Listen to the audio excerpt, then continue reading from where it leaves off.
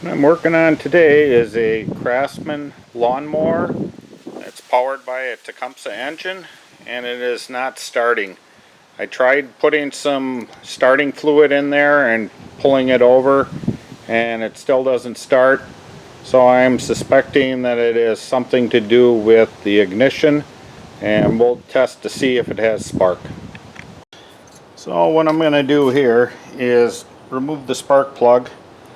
Place this wire touching the head here, plug it into here. This is a brand new spark plug, I know it's good, and we'll go and pull it over and see if we see a spark jump in here.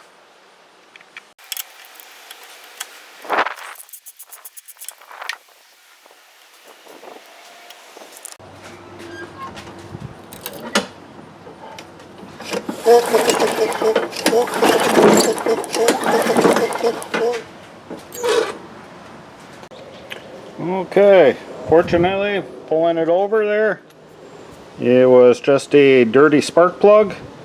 There was some spark there, so I'm sure we'll get her fired up now.